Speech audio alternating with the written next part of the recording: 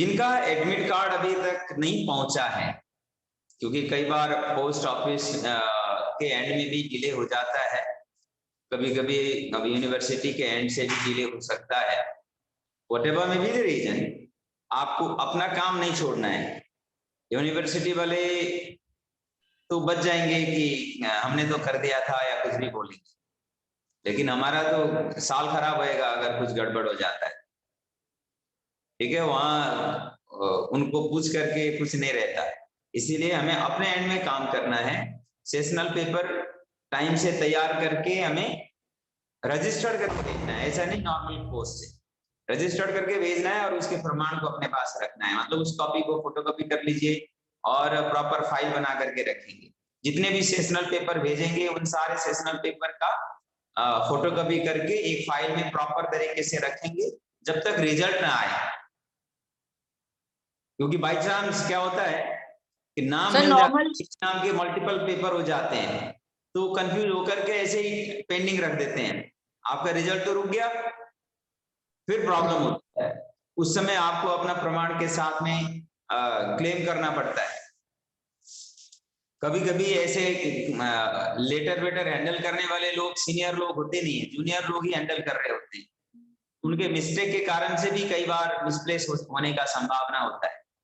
अगर ऐसा हुआ तो सफर तो हम करेंगे, स्टूडेंट करेंगे। तो इसीलिए ये सारे प्रमाण अपने पास सुरक्षित रखना है जो भी भेजेंगे। और उसमें ये एक ही नाम के दो से ज्यादा अगर हो तो उसमें प्रॉब्लम ना आए, उसको सुनिश्चित करने के लिए आप अपने पेरेंट्स, फादर का नाम लिखिए, मदर का नाम लिखिए। ये चीजें आपके फॉर्म में लिखे होते हैं, मैच करते समय आसानी से आपका सेग्रीगेट हो पाएगा, है ना। तो आपने करा हुआ काम आपके नाम में यूनिवर्सिटी रजिस्टर में चढ़ जाए, इसको सुनिश्चित करने के लिए आप इन बातों को ध्यान में रखेंगे। एडमिट कार्ड आ चुका है तो एडमिट कार्ड रखेंगे, उसमें कोई कंफ्यूजन नहीं होगा। बाई चांस एडमिट कार्ड ना पहुंचे टाइम में तो भी अपने काम को करना है। तो ये हो गया एडमिट कार्ड वाला, ये एग्जाम का first part, sessional paper. Second part है प्रैक्टिकल एग्जामिनेशन। अभी प्रैक्टिकल क्लास हो रहा है, जो कंटैक्ट क्लास है ये प्रैक्टिकल क्लास है। After completing practical class we will have examination. अब ये एग्जामिनेशन यूनिवर्सिटी के गाइडलाइंस के हिसाब से हो सकता है यूनिवर्सिटी से कोई एग्जामिनर यहीं आकर के करा लें, हो सकता है ऑनलाइन करा लें, या हो सकता है एग्जाम के टाइम में ही करा लें।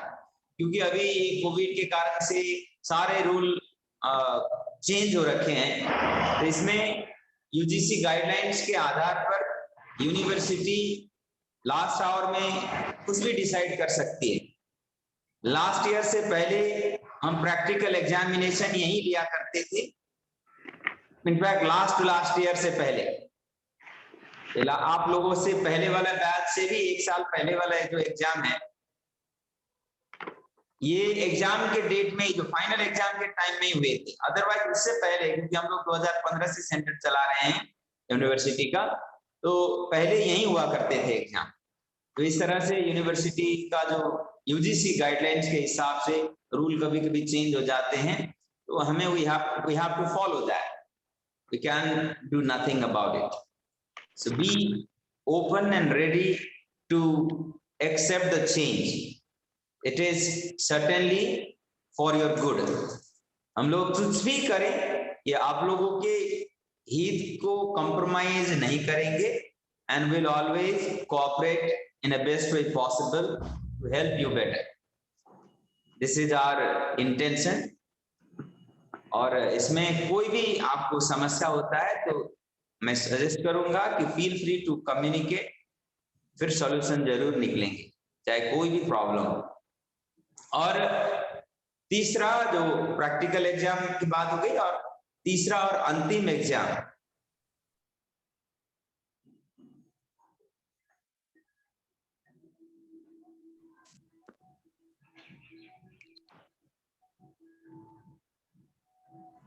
पहले प्रैक्टिकल एग्जाम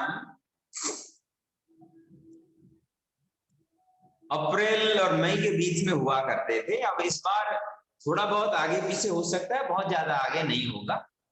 इसीलिए आपको मेंटली प्रिपेयर होना है। अप्रैल में हो जाए तो भी, मई में हो जाए तो भी, थोड़ा सा अगर स्ट्रेच हो जाता है, क्योंकि इस बार एडमिशन के लिए इन्होंने कोविड के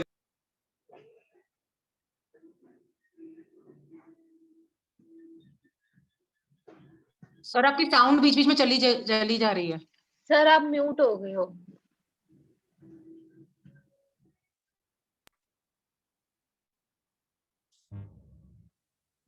सॉरी, फोन बार बार बज रहा था।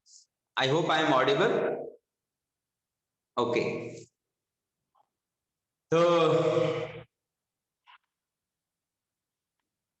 अभी अटेंडेंस पहले लगा करके शुरू करते हैं। और आपका अगर 80% अटेंडेंस पूरा नहीं हुआ तो एग्जाम में अपियर होने के लिए एलिजिबल नहीं है। यहाँ पे और आप सब मेरा अनुरोध है कि आप पूरा नाम इसमें लिखिए। आपका जो भी एडमिट कार्ड के हिसाब से, एडमिशन के हिसाब से नाम है, तो ये नाम आप इसमें अटेंडेंस में लगाएंगे। ये मैंने रिकॉर्ड भी करा हुआ है। ये ऑनलाइन क्लास का हमें भेजना पड़ेगा, ऑफलाइन का अटेंडेंस हम यहाँ ले ही रहे हैं, फिर भी मैं साथ साथ अटेंडेंस यहाँ लगाऊंगा भी। तो आपका नाम मेरे ख्याल से सबने पूरा नाम ही लिखे हुए हैं। तो ये लास्ट में एक जने का वीडियो अभी दिख नहीं रहा है और नाम पूरा लिखा नहीं है। ये किसका है, एक बार करिए। अभी भी कई लोग वीडियो ऑफ करे हुए हैं, वीडियो ऑन कर लीजिए। सर आपका साउंड बीच में चला गया था। आप फाइनल एग्जाम के बारे में जो बता रहे थे, तो वो भी ऑफलाइन होगी या ऑनलाइन, जो लास्ट पेपर जो फाइनल्स होंगे? Most probably final exam offline होंगे। जैसे इस बार कोविड के कारण से ऑनलाइन हो गए थे, बट हमेशा ऑनलाइन होने का संभावना कम है। आप ऑफलाइन के हिसाब से प्रिपेयर करेंगे। सर कब होंगे?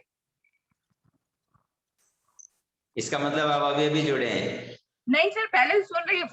ये फाइनल एग्जाम की बात कर रहे थे। प्रैक्टिकल तो आपने बताया अप्रैल मई के बीच में होंगे, बट फाइनल वाला जो रिटन वाला है वो कब होगा सर? उसका वो लास्ट आपका साउंड बंद हो गया था। अप्रैल मई के बीच में ही फाइनल एग्जाम होना है। अच्छा, वो वाला भी, रिटन वाला भी? प्रैक्टिकल एग्जाम जब हम लोग 60 आवर क्लास पूरा करेंगे उसके बाद होंगे। पूजा वर्मा जी कुछ बोल रहे हैं क्या? आपने हैंड रेज किया हुआ है। Hello sir. Hello, how are you sir? Good, बढ़िया। आपका वीडियो ऑफ है। Actually sir I have a problem. बताइए। No sorry, it's my phone problem. अच्छा, फोन प्रॉब्लम, या ठीक है। और नविता जी कुछ बोलना चाह रहे हैं? नविता जी ने भी हैंड रेज किया हुआ है गलती से।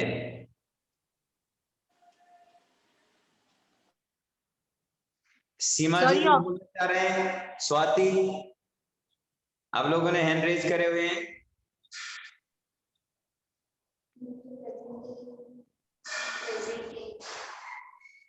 ओके, सर ऑफलाइन एग्जाम आपके सेंटर पे होगा क्या? ऑफलाइन एग्जाम आपके सेंटर पे होगा? जी।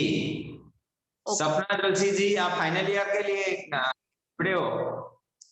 चलो, आप ऐसे भी लास्ट ईयर उतने ज्यादा जुड़े नहीं थे, फर्स्ट ईयर का भी एक प्रैक्टिकल अटेंड कर लो। ऑनलाइन होने की वजह से आपको ये हुआ है। आप इस समय अभी कहाँ हो दार्जिलिंग?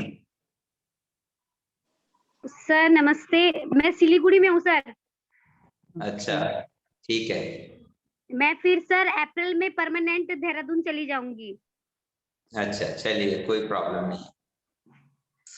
आइए, मैं सर ये अटेंडेंस देनी कैसे है? मैं आपका नाम लूंगा और यहाँ जो आप लोगों का मेरे को दिखाई देगा उसके आधार पर नाम लूंगा। सारे जने वीडियो ऑन करेंगे, नहीं तो नाम नहीं लिखूंगा मैं। सेली एरिन, SHELLYAIRAN।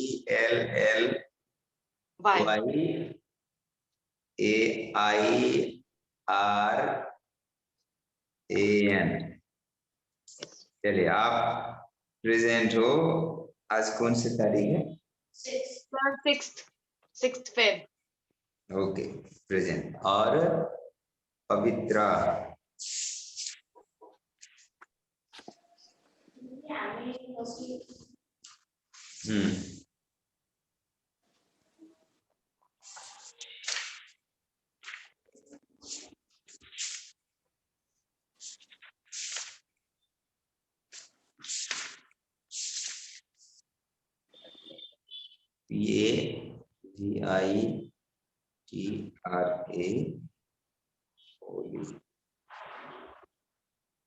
और नवीन Kumar Shahi. Naveen, how is weather over there? Sorry, sir. How is the weather there? What is the temperature? It was 30 in the morning. Now, little more than that. Sometimes 40, 45, sometimes 20. Oh, I think it is summer there, huh? Or Winter. is it minus? Winter. Sorry, Guru. Is it minus 40 or plus 40? How can it be? Minus 40 is too less. I mean, yeah. That can't be possible. Yeah. 30 degree Fahrenheit, sir. Okay. Hmm. Swati ji, आप सुन नहीं पा रहे हो, तो इसके लिए आप अपने स्क्रीन में टैप करिए और टॉप लेफ्ट में एक माइक वाला जो स्पीकर बटन है उसको प्रेस करिए और देखिए वो म्यूट है अनम्यूट है। अच्छा, वो सुन ही नहीं रही तो मैं कैसे बताऊं, वो कैसे करेंगे?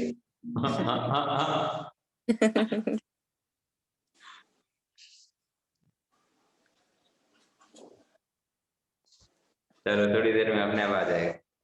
नवीन का हो गया और प्रियंका अरोरा। सर मेरा ऑडिबल है आवाज? यस। ओके।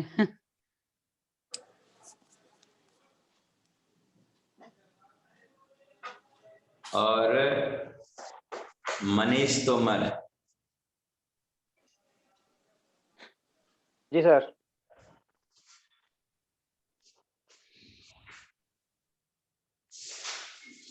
आई Mansi Mittal.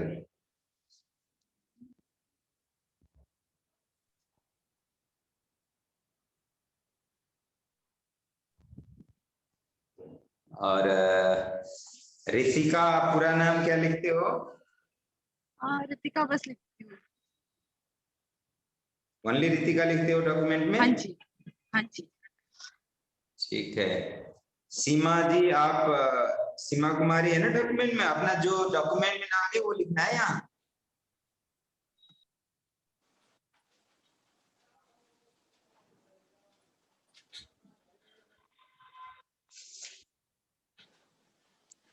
Poonam.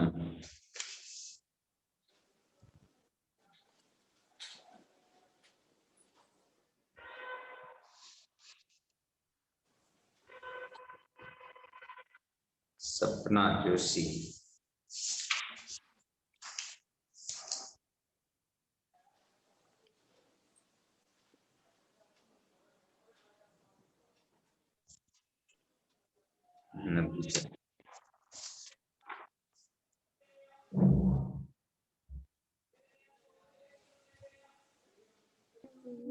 Sir. Yes. Sir मेरे अच्छा उसमें मैंने देखा उसमें बस सपना लिखा है सर, जोशी नहीं लिखा है। अच्छा है। और कोमल।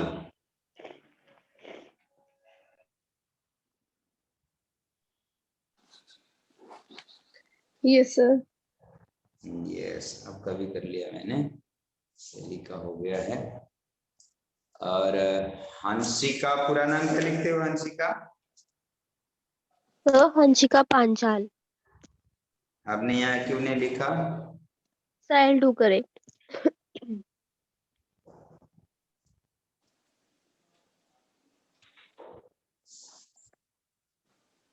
और गरिमा।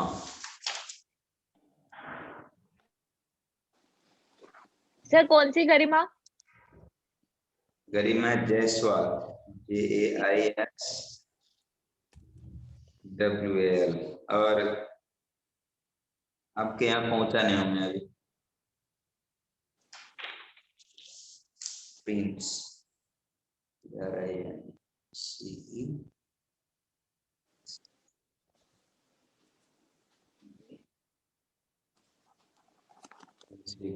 गरिमा प्लांट।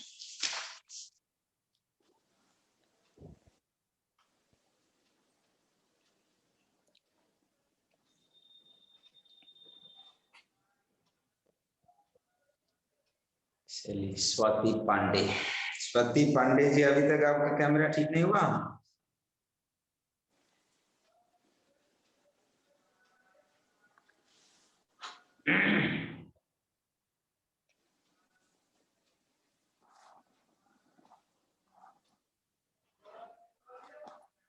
स्वाति पांडे और किसका था? पूजा वर्मा। पूजा वर्मा जी, आपका ये वो है ना, MA final, MA first year है ना? यस सर, एक्चुअली डॉक्यूमेंट्स में तो मेरा पूजा रानी है सर। यहाँ भी यही लिखा करें। हाँ जी, ओके, सॉरी सर।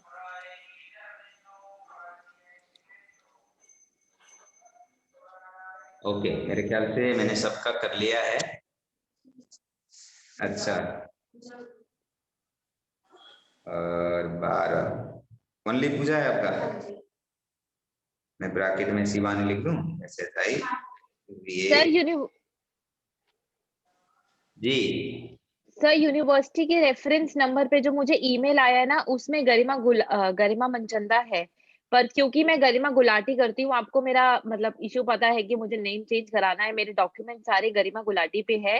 मैंने वहां पे ईमेल दिया हुआ है, पर उनका अभी तक कोई रिवर्ट नहीं आया मुझे रिवर्ट यूनिवर्सिटी नहीं से। आएगा जब तक आप कोई गैजेट वाला पब्लिश करा हुआ पेपर सबमिट नहीं करेंगे।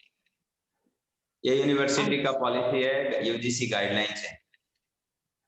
ठीक है सर, मैं फिर वो करती हूँ, पर आप मेरा गरिमा गुलाटी लिखोगे? वो तुरंत कर देंगे, ठीक है। तो आप मनचंदा लिखोगे अभी या गुलाटी? अभी मैंने ब्रैकेट में कर दिया, पहले गुलाटी बोल दिए थे मैंने, आपने तो मैंने गुलाटी लिखा था, ब्रैकेट में मनचंदा कर दिया, तो कोई प्रॉब्लम नहीं है। मेरे ख्याल से सबका हो गया है। सैली, एरिन, नवीन शाही, प्रियंका अरोरा, मानसी तोमर, मनीष तोमर, मानसी मित्तल, नविता पंगल, कोमल गोला, गरिमा जायसवाल, गरिमा मनचंदा, स्वाति पांडे, पूजा रानी, पूजा शिवानी और पवित्रा, रितिका, सीमा कुमारी, पूनम शर्मा, हंसिका पांचाल, प्रिंस शर्मा और सपना जोशी। मेरे ख्याल से इसके अलावा और कोई तो नहीं है ना अभी? सर मेरा डॉक्यूमेंट्स में कोमल रानी है। कोमल गोला लिखा है ना यहाँ? सर रानी मैंने ठीक कर दिया था सर, वो डिस्प्ले नहीं हुआ होगा। ओके, मैंने यहाँ कर लिया, ठीक है। Okay sir. और ये सेशन के एंड में एक बार फिर अटेंडेंस होगा। This is how it goes, ठीक है? Okay sir. अब शुरू करते हैं। आप सबके पास बुक्स आई होप मिल गए हों। जिनके पास बुक, जैसे नवीन है, नवीन के पास कुरियर पहुंचेगा नहीं, तो आपको जो पीडीएफ मैंने शेयर करा हुआ है ग्रुप में, उसको डाउनलोड करके प्रिंट आउट लेना है, क्योंकि ये लोग आउट ऑफ कंट्री कुरियर भेज नहीं रहे। मैंने पूछा था, ऐसे भी फीस बहुत कम ले रखे हैं, हम तो कुरियर का ही खर्चा उठा भी नहीं पाएंगे बोलने लग गए। मैंने पूछा था तो अब आपको प्रिंट आउट रेडी रखना है, क्योंकि इसमें प्रेक्षा ध्यान और इसी के एक तरह से सपोर्टिव प्रैक्टिस के रूप में मानसी जी आपको यहाँ आकर के कलेक्ट करना पड़ेगा। आपके नाम के बुक मेरे पास पड़े हैं। और सर मेरा आप भी आ जाओ। आप फिर आपके पास भी तो आना ही पड़ेगा, ऐसे भी आप अभी तक एक बार भी ऑफिस आए नहीं हो। आई नहीं हूँ, हाँ मुझे आना है सर।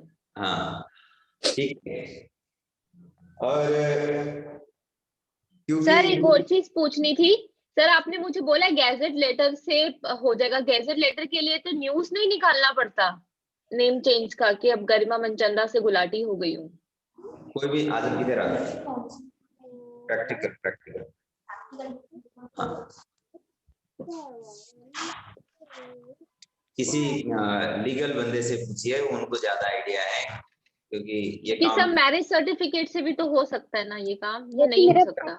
मैरिज सर्टिफिकेट के आधार पर नाम चेंज गारंटी नहीं होता। नाम चेंज करने का लीगल प्रोसेस है वो गैजेट नोटिफिकेशन।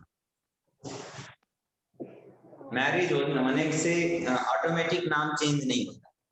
सर मैंने भी ट्राई किया था, वो हुआ नहीं था। वो कहते हैं किसी भी नेशनल न्यूज़पेपर में आपको एक तो पहले वो करवाना, नोटिफिकेट नोटरी से वो सर्टिफाइड करवाना पड़ेगा। दूसरी बात फिर आपको नेशनल न्यूज़पेपर में इंग्लिश और हिंदी दोनों में निकलवाना पड़ेगा, उसके बाद ही चेंज होता है। सर ये केस है, मेरे तो सारे डॉक्यूमेंट्स में गरिमा गुलाटी हो चुका है, मतलब मेरे में कहीं गरिमा मनचंदा हो ही नहीं। तो अब मैं अगर एक यूनिवर्सिटी का गरिमा मनचंदा लिखूंगी और फ्यूचर में कहीं जाऊंगी तो मेरा तो मनचंदा नाम एक्सेप्ट ही नहीं होगा, क्योंकि हम गरिमा गुलाटी, पासपोर्ट, आधार, हर जगह मैं गरिमा गुलाटी हूँ। नहीं, आपके एजुकेशन डॉक्यूमेंट पहले से मनचंदा के नाम में है ना। हाँ पर सर उसके बाद तो फिर शादी हो गई ना, फिर सबको सारे डॉक्यूमेंट्स बदल गए। अगर कहीं बाहर जाना है डॉक्यूमेंट्स देने तो में नाम चेंज करने का प्रोसेस यही है। ये यूजीसी गाइडलाइन है, बस इसमें अब हमारे हाथ में कुछ नहीं है। इसीलिए आपको ये एजुकेशन डॉक्यूमेंट में नाम चेंज करने का प्रोसेस करना पड़ेगा, ठीक है। उसमें आपको कोई प्रॉब्लम नहीं होगा, ये एक्सेप्टेड होगा, कहीं भी ये रुकेगा नहीं, क्योंकि आपका स्कूल डॉक्यूमेंट के बेसिस पर ग्रेजुएशन, मास्टर और ये आगे के डॉक्यूमेंट होंगे, और इसमें आपको कोई प्रॉब्लम नहीं होगा, पहली बात। और फिर भी आपके डॉक्यूमेंट चेंज हो रखे हैं, आने वाले डॉक्यूमेंट में चेंज करना चाहते हैं, तो ये एकेडमिक डॉक्यूमेंट का प्रोसेस यही है। Okay sir. ओके, आगे बढ़ते हैं। साइंस ऑफ लिविंग एंड योग। जैसे आप सब जानते हैं, योग का एक तरह से जो दर्शन है, प्राइमरी दर्शन है, योग सूत्र है, दैट इज रिटन बाय महर्षि पतंजलि, जिसमें योग के 8 अंग के बारे में बताया गया, और इसका अल्टीमेट जो स्टेज है समाधि है। समाधि के भी अलग अलग स्तर है, लेवल है, और समाधि का हाईएस्ट लेवल कैवल्य कहा गया, लिबरेशन या मोक्ष जिसको हम कह सकते हैं। इसी तरह से यहां योग के अष्टांग सिद्धांत को भी स्टडी करेंगे, लेकिन उसके साथ साथ एक प्रेक्षा ध्यान के सिद्धांत इस करिकुलम में थोड़ा ज्यादा फोकस है, तो इसको हम समझेंगे। It is a part of science of living curriculum. और इसमें थोड़ा बहुत जो डिफरेंसेस होते हैं, डिफरेंट स्कूल के अपने अपने थोड़ा बहुत मॉडिफिकेशंस के साथ चीजें पालन करने का हमारा जो सनातन सिविलाइजेशन का एक एक्सेप्टेड नॉर्म है। अगर आप ट्रेडिशनल दर्शन को पढ़ेंगे, सांख्य दर्शन है और योग दर्शन है, इसी तरह से न्याय दर्शन है, वैशेषिक दर्शन है, और पूर्व मीमांसा है जिसको सामान्य रूप से वल्ली मीमांसा कहा जाता है, और उत्तर मीमांसा है जिसको सामान्य रूप से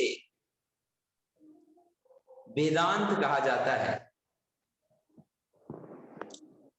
इसमें अलग अलग पॉइंट ऑफ व्यू को एक्सेप्ट एंड एप्रिशिएट किया गया। इतना ही नहीं, हमारे जो सनातन सिविलाइजेशन में चारवाक को भी ऋषि का दर्जा मिला है, जो आस्तिक दर्शन के बारे में बात करते हैं और ये जो ईश्वरीय एग्जिस्टेंस के खिलाफ में बात करते हैं, जो खाओ पियो मस्त रहो वाले टाइप सिद्धांत को एक तरह से सेंटर में रख करके बात करते हैं, फिर भी उसमें एक लॉजिक है। इस वजह से चारवाक को भी ऋषि का दर्जा दिया जाता है और उनके सिद्धांत को भी एक पॉइंट ऑफ व्यू के रूप में एप्रिशिएट किया जाता है। This is how our civilization and our study is liberal. इसमें मेरा ही पॉइंट ऑफ व्यू सही है ऐसा नहीं है, इसीलिए different point of view are appreciated in our civilization. और क्योंकि ये योग से संबंधित जो विद्या है उसी एक लिबरल सिविलाइजेशन का एक अंश है, इसीलिए इसमें थोड़ा बहुत अलग अलग स्कूल ने अपने अपने ढंग से चीजों को अपने परसेप्शन के बेसिस पर, अपने फोकस के बेसिस पर, अपने रिजल्ट एक्सपेक्टेशन के बेसिस पर थोड़ा बहुत मॉडिफाई करे हुए हैं। अगर इसको हम पुराने दर्शन और योग के टेक्स्ट के साथ लिंक करके देखेंगे तो हठ योग प्रदीपिका में जो प्रैक्टिकल टेक्निक्स या चीजें बताई गई हैं, घेरन संहिता में थोड़ा बहुत मॉडिफाई किया गया। इसी तरह से हठ रत्नावली में थोड़ा बहुत अलग चीजें हैं, इसी तरह शिव संहिता में थोड़ा बहुत अलग चीजें हैं। इसी तरह से इस पुस्तक, इस स्टडी में, इस करिकुलम में जो चीजें आप पढ़ते हैं हूबहू हठ प्रदीपिका नहीं है, हूबहू घेरन संहिता नहीं है, थोड़ा बहुत ही अलग है। इसको इस तरह से लें, ये नहीं कि ये तो कुछ अलग ही चीज पढ़ा रहे हैं, ऐसे वाला नहीं सोचना। हमें डिफरेंट स्कूल को देखना है, इसीलिए यहाँ बौद्ध योग के बारे में भी पढ़ेंगे, यहाँ शैव योग के बारे में भी पढ़ेंगे, यहाँ जैन योग के बारे में भी पढ़ेंगे और पतंजल योग के बारे में भी पढ़ेंगे। ठीक है, तो ये सारे चीजों को हमें देखना है, इसीलिए अपने आप को पहले तो ओपन अप करें to study new prospective of the subject. ठीक है, तो ये बहुत जरूरी है, नहीं तो आप रिजिड हो जाओगे तो आपके अंदर कुछ नहीं घुसेगा। तो ओपन अप योरसेल्फ। अब यहां आगे बढ़ने से पहले मैं आपको साइंस ऑफ लिविंग करिकुलम के बैकग्राउंड को, हिस्टोरिकल बैकग्राउंड को आपके समक्ष रखूंगा। It will help you understand कि किस परिप्रेक्ष्य में इस करिकुलम का परिकल्पना किया गया। नवीन,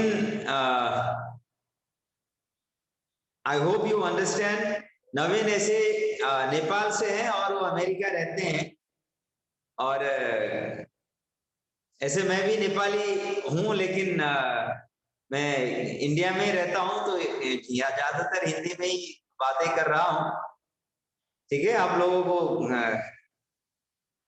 समझ में आ ही जा रहा होगा, थोड़ा बहुत मैं गलती करता रहता हूं हिंदी में भी। और I hope Naveen you understand what I से। I do, sir. Yeah. Okay. हाँ, आगे बढ़ता हूं। ये इसका जो बैकग्राउंड है, 1947 में जब इंडियन इंडिपेंडेंस का एक सेलिब्रेटी मोमेंट आया, सेलिब्रेशन का मोमेंट आया, उस समय बहुत सारी चीजें चेंज हुए।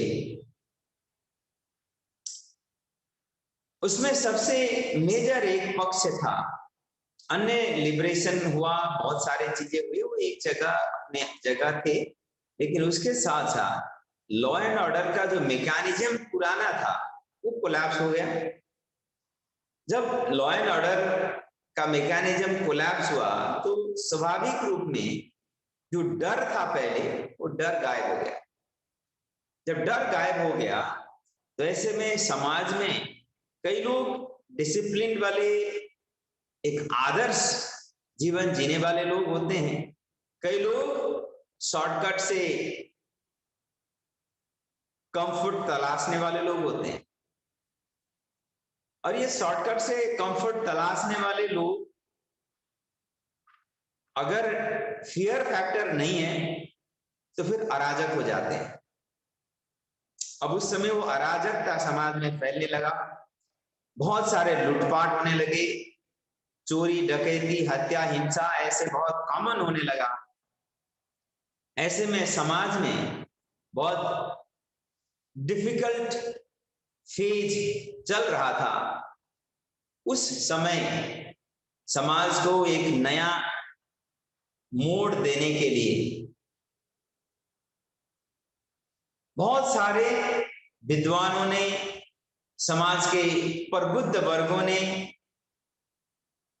लीडरों ने अपने अपने हिसाब से संकल्प के साथ प्रयास करे। उनमें से एक ऋषि स्वरूप आचार्य जी हुए, जिनका नाम आचार्य तुलसी है, जो जैन श्वेतांबर समाज कहते हैं,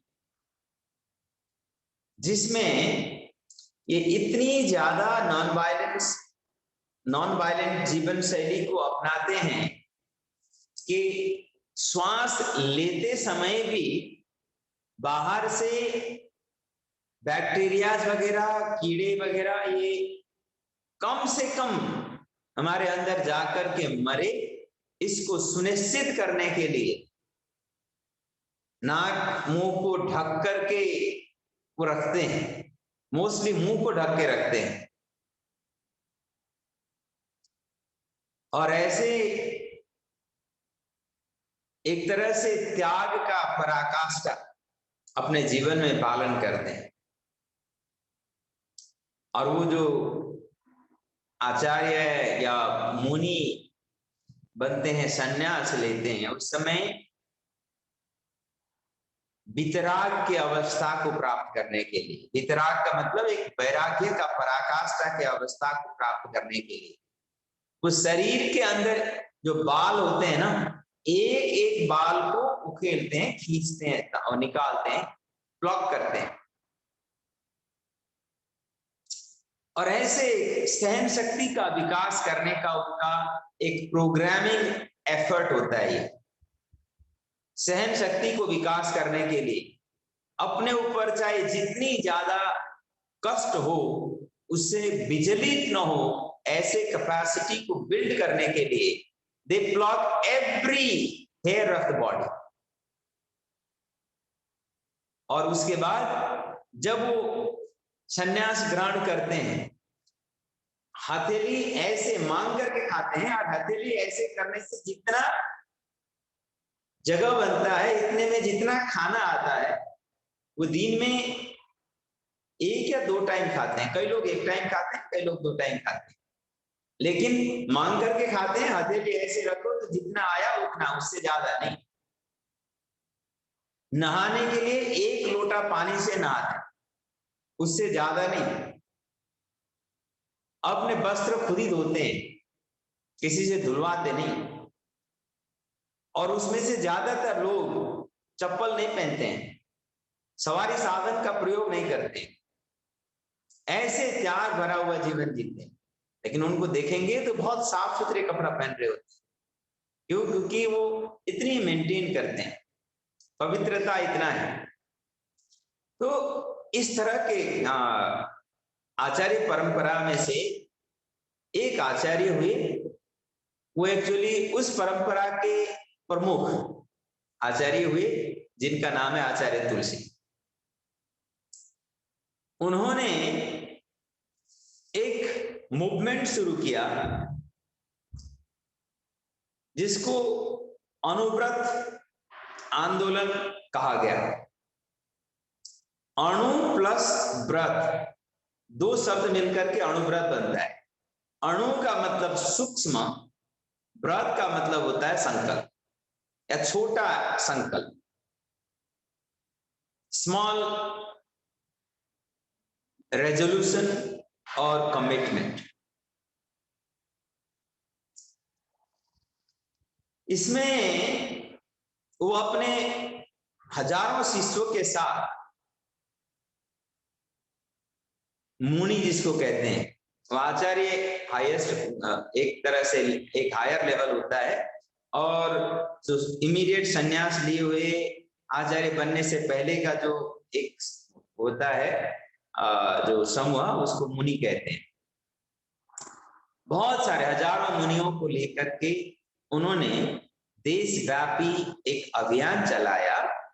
इसमें वो सभी लोगों को एक संकल्प कराया करते थे कि मैं किसी दूसरों के चीजों को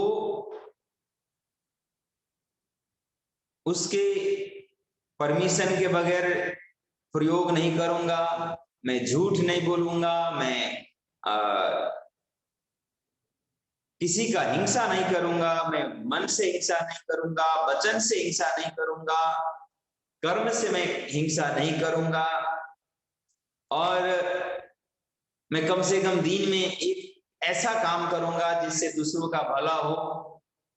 इस तरह के संकल्प कराते थे और एक मोमेंटम उन्होंने आगे बढ़ाया।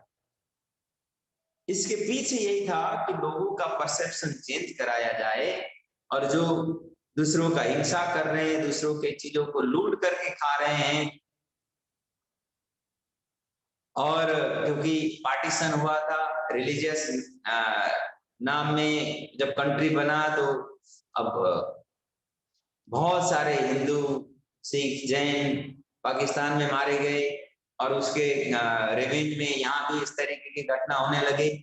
तो इस तरह से बहुत ज्यादा खून खराबा का माहौल था। उसको एक तरह से नॉर्मलाइज करने का प्रयास के रूप में इसको देखा जा सकता है। दूसरी ओर लॉलेसनेस था, पहले का जो प्रशासन छोड़ के जा चुके थे, नई सिस्टम प्लेस में आना बाकी था। तो ऐसे समय में अनार्की स्वाभाविक था, उसको कंट्रोल करने के लिए रिजल्ट और संकल्प, अणुव्रत, इन सारे प्रयासों के माध्यम से कोशिश किया गया। तो ऐसे एक महान कंट्रीब्यूटिंग पर्सनालिटी थे आचार्य तुलसी। तो उनके अभियान को आगे बढ़ाते बढ़ाते एक समय ऐसा अनुभव होने लगा कि लोग गुरु के सामने आकर के तो संकल्प करके चले जाते हैं, कुछ समय तक उस बात में टिकते भी हैं, लेकिन एक समय आता है बाहरी दुनिया की चीजों को देखते हैं और इमीडिएट उनका मन पलट जाता है, और फिर वो ऐसे ही चीजों में इन्वॉल्व होने लग जाते हैं, और वो फिर वापस आकर के बोलते हैं मैंने कोशिश तो करा लेकिन हुआ नहीं। जैसे एक मसान बैरागी कहते हैं। कैसा होता है कि जैसे कोई मर गया, उसको क्रिमेशन के लिए ले जाया जा रहा है, आप खुद इन्वॉल्व हो या ना हो, या हो सकता है आप जा भी रहे हो साथ में क्रिमेशन ग्राउंड में मान लो, तो आपको मन में क्या लगेगा कि भाई जिंदगी में क्या रखा है, ऐसे ही है, एक दिन तो चले जाना है, और उसने जिंदगी भर ऐसा करा वैसा करा, लेकिन अब जाते समय क्या है, हमें भी ऐसे ही होना है। हम क्यों दूसरों को समस्या पैदा करते हैं, दूसरों को क्यों घृणा करते हैं, क्यों पैसे के पीछे भागे रहते हैं, क्यों हम अपने आप को ऑर्गेनाइज नहीं करते हैं, क्यों हम थोड़ा शांति से नहीं जीते हैं, वगैरह वगैरह। इस तरह के भाव मन में स्वाभाविक आते हैं। तो ऐसे में इंसान संकल्प करता है कि मैं थोड़ा सा अब दूसरे ढंग से जीवन जीऊंगा, होलिस्टिक होकर के जीवन जीऊंगा, आध्यात्मिक ढंग से जीवन जीऊंगा, और दूसरों को मैं परेशान नहीं करूंगा, स्वाभाविक रूप में इंसान अंदर से एक पायस होता है, डिवाइन होता है, ऐसा संकल्प मन में सभी के मन में आते हैं, लेकिन बहुत कम लोग टिक पाते हैं। तो ऐसे संकल्प के साथ इंसान निकलता है, फिर जैसे वापस आकर के दुनिया की चीजों में इन्वॉल्व होने लगता है, उस संकल्प को भूल जाता है। इसको कहते हैं कुछ समय के लिए वैराग्य भाव था और वो फिर तुरंत चला गया, तो इसको कहते हैं मसान वैराग्य। तो ये जो अनुव्रत संकल्प में भी आचार्य ने ऐसा अनुभव किया, कुछ समय लोग कोशिश करते हैं, अंदर से अच्छे हैं लेकिन उसको पालन नहीं कर पा रहे। And that was the time they decided कि इसको और अच्छी तरह से ट्रेनिंग देने की जरूरत है, इसको ट्रेन करने की जरूरत है, जिससे इंसान उसको अंदर तक ग्रहण कर सके, उसके भाव धारा को परिवर्तन किया जा सके, उसका हृदय परिवर्तन किया जा सके, उसके ये अहिंसा भाव को उसके अंदर तक बैठाया जा सके। That was the time they contemplated something about this curriculum. This is how the curriculum developed. तो उसको ट्रेन करने के लिए, अहिंसा भाव को ट्रेन करने के लिए, इसी तरह से अनेकांत भाव को ट्रेन करने के, अनेकांत भाव,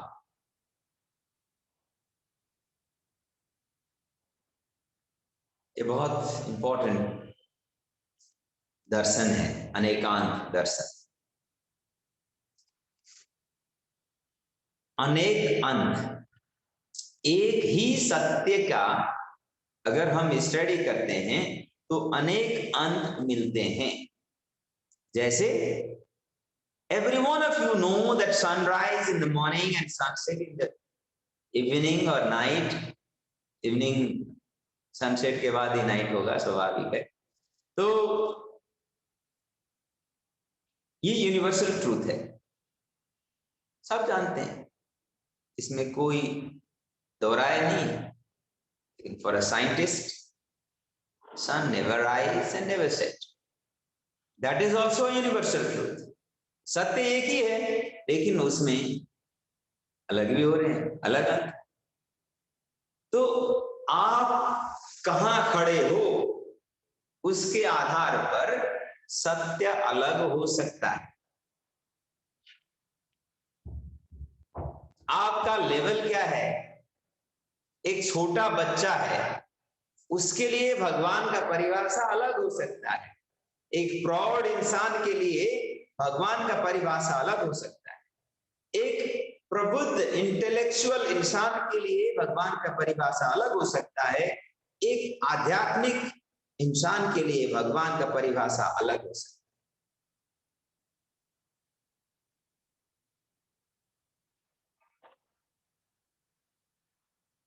इसी तरह से कई सारी चीजें हैं,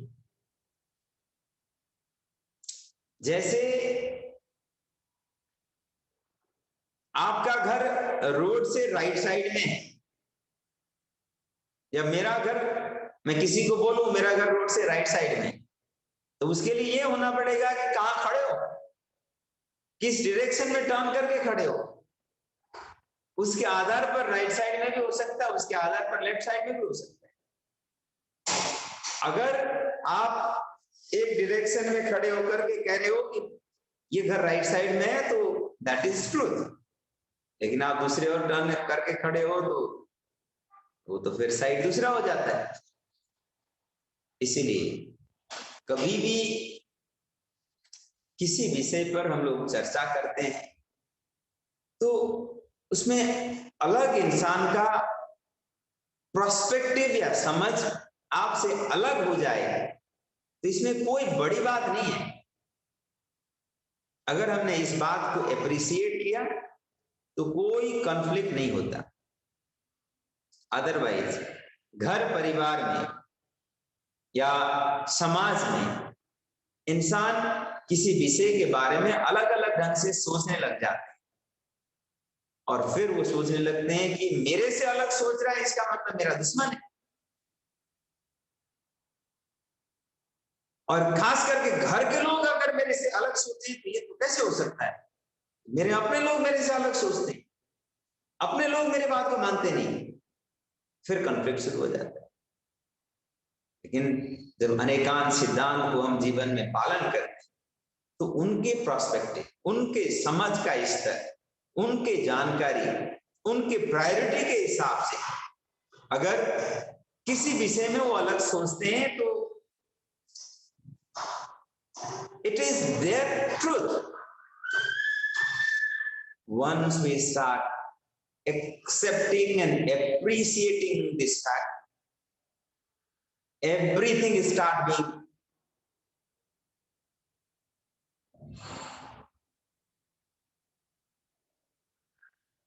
comfortable, everything or every situation start being comfortable and normal. तो ये एक दर्शन है और इसको एक तरह से प्रोग्राम कराना पड़ता है कि हम उसको दूसरे के सत्य को दूसरे का सत्य रहने दें, हम हमारे सत्य को दूसरे सभी लोगों के सत्य बनाने के चक्कर में ना पड़े। ये एक तरह से हमारे अंदर कैपेसिटी डेवलप करने की जरूरत है, इसीलिए अनेकांत सिद्धांत का प्रशिक्षण जरूरी है। This is how that movement started. और एक्सेप्टेंस का सिद्धांत कह सकते हैं इसको। इसी तरह से अहिंसा सिद्धांत की आवश्यकता क्या है? अगर हम किसी के ऊपर हिंसा करते हैं, अभी हम पावर में हैं तो हिंसा कर लिए, लेकिन यह संभावना हमेशा बना रहेगा कि अगर सेकंड पर्सन अपने पावर पोजीशन में आ गया तो उसका रिवर्ट जो रिवेंज भी ले सकता है। And for that we have to always remain cautious. इसके लिए उस इंसिडेंट को जिसमें हमने किसी के ऊपर हिंसा किया है उसको हमें अपने दिमाग में बनाए रखना पड़ेगा, otherwise that was not required. अब उस चीज को दिमाग में बनाए रखने के लिए दिमाग के अंदर मेमोरी मैकेनिज्म है, उसमें short term and mid term और long term memory mechanism function करते हैं। वहां लगातार उस बात को रिकॉल करता रहना पड़ेगा, रिवर्बरेशन कहते हैं, उसमें घुमाते रहना पड़ेगा उस information. And for that our brain has to remain active, and to keep the brain active for that specific information it needs energy, and energy is produced by burning nutrients, and when nutrients are burned that produce wastage. On the one side it produces carbon dioxide and on the other side it produces metabolic wastage. सामान्य तौर पर हम इसको राख कहते हैं, that is produced. अब brain में राख और कार्बन डाइऑक्साइड प्रोड्यूस हो रहा है, गंदगी प्रोड्यूस हो रहा है, it need to be removed. वहां फिर क्लींजिंग का काम है, और ये सारा का सारा कंटिन्यूअस चलता रहेगा। वो थॉट घूमता रहना पड़ता है, क्योंकि हमने किसी को हिंसा करा है और हम ये चाहते हैं कि बाद में फ्यूचर में कभी वो उसका बदला ना ले। If we remain non violent, हमें इस बात को याद करके दिमाग में घुमाने की जरूरत नहीं पड़ेगी। As a result brain activities reduce होगा। ब्रेन एक्टिविटी जैसे जैसे रिड्यूस होने लगता है, माइंड मेडिटेटिव होता है। जैसे जैसे ब्रेन एक्टिविटीज, जो ब्रेन का धड़कन है पर मिनट बिलो 14-15 होने लग जाए, तो ऐसे स्टेट को अल्फा वेव फ्रीक्वेंसी कहा जाता है। ऐसे में हमारे शरीर के अंदर हैप्पी हार्मोन का प्रोडक्शन शुरू होता है। ऐसे में हमारे शरीर के अंदर हीलिंग हार्मोन का प्रोडक्शन शुरू होता है, और हमारा इंटरनल सिस्टम का self healing, self repairing, self maintenance, self optimization का काम आगे बढ़ता है। And to achieve that state it is important that we do not engage in violent behaviour. इसीलिए योग में अहिंसा को बहुत महत्वपूर्ण एक तरह से नियम के रूप में या अहिंसा, सत्य, अस्तेय, अपरिग्रह, ब्रह्मचर्य, अपरिग्रह, ये यम जिसको कहा गया, जो सोशल कोड ऑफ कंडक्ट जिसको कहते हैं, इसके रूप में बताया गया। तो इस सिद्धांत में इस अहिंसा को ट्रेन करने के लिए कोशिश किया गया। इसी तरह अणुव्रत वाली प्रशिक्षण मैंने कहा, इन सारे चीजों को ट्रेन करने के लिए माइंड को मेडिटेटिव बनाना पड़ता है। And for that Preksha meditation एक मेडिटेशन है, बहुत सहज मेडिटेशन टेक्निक है, इसका सहारा लिया गया। क्योंकि वो जैन मुनि, क्योंकि जैन परंपरा में जो ध्यान करते थे, जो जिस विषय से समझ रखता है उसी को तो वो सिखा पाएगा। तो जैन मुनि सिखा रहे थे, तो उन्होंने उनको जो समझ था उसी चीज को उन्होंने प्रशिक्षण में डाला। इसमें कोई आश्चर्य वाली बात नहीं है। तो उन्होंने जो प्रशिक्षण पद्धति से ऐसा वैराग्य जीवन में अपना पाए, वो अपने आप में एक स्ट्रेंथ, एक पावर तो रखता है। नहीं तो सामान्य इंसान वैराग्य के लिए, अपने सहन शक्ति को विकास करने के लिए शरीर के एक एक बाल को, एक एक रौ को निकाल करके फेंकते हुए आ भी नहीं करेगा, ये कैसे हो सकता है? संभव ही नहीं है। That technique, practice of the technique, yogic technique, ध्यान, the practice was or is capable enough to develop that level of vairagya। इसीलिए उन्होंने प्रेक्षा ध्यान को प्रशिक्षण करने के लिए कोशिश किया। अब प्रेक्षा, कोई भी ध्यान डायरेक्ट बैठा करके ध्यान कर दो तो संभव नहीं है। क्यों? क्योंकि जब तक शरीर में ठहराव नहीं आएगा, ध्यान कैसे होगा? इंसान थोड़ी देर के लिए भी बैठने की हालत में नहीं होता। शरीर के अंदर गंदगी भरा पड़ा हो, शरीर के अंदर रेस्टलेसनेस भरा पड़ा हो, शरीर के अंदर तनाव भरा पड़ा हो, कैसे ठहराव आएगा? इसीलिए ये जरूरी है कि शरीर को मजबूत बनाए, शरीर के अंदर से गंदगी को हटाया जाए, शरीर के सिस्टम को एक्टिव करा जाए, शरीर के सिस्टम को स्वस्थ बनाया जाए और शरीर को फिर ठहराव के लिए प्रोग्रामिंग किया जाए। तो इसीलिए इसमें